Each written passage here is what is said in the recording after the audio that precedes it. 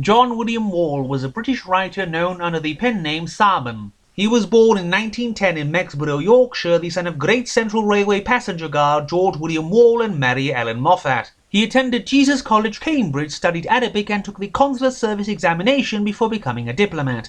His reason being that he wished to emulate James Ellery Flecker, his favourite poet who served in the Levant consular service. In 1933 he was probationer vice-consul at Beirut, then serving in Jeddah in Saudi Arabia, Tabriz and Isfahan in Iran, and Casablanca in Morocco, before becoming the political agent of the Trucial States in Dubai in 1953. His other diplomatic positions included the British ambassador to Paraguay in 1957 and 1958. In 1950 he married Eleanor Alexander Riesel. The two separated in 1971. He was at the Foreign Office in London from 1966 to 1970, and after a time at the Government Communications Headquarters Secret Surveillance Centre in Cheltenham resigned in 1977. He died in 1989 in Penny-Fan, Wales. His first book was his 1951 Ringstones and Other Curious Tales, but he is most well known for his 1952 The Sound of His Horn, a story of a far future long after Nazi victory in World War II. We will review the 2002 edition of 4 of his novellas, The Sacrifice and Other Stories, 2 of which were printed here for the first time. The Sea Sphinx has a group of friends talking when one says an Arab told him he saw a mermaid once.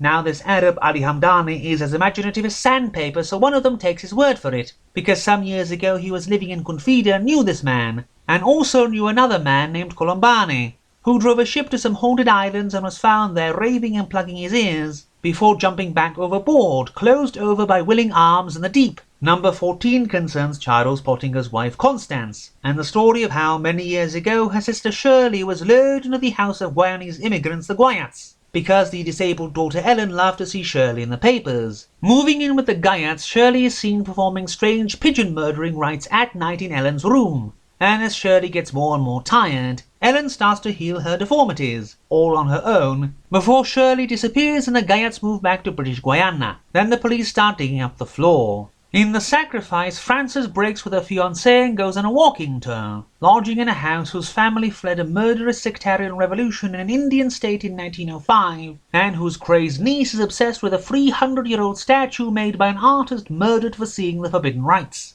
The King of the Lake has several young people travel over the Sahara on the way to South Africa. They are caught in a sandstorm, but Nicola and Alison are saved by some nomads and brought into a cave containing a mysterious river.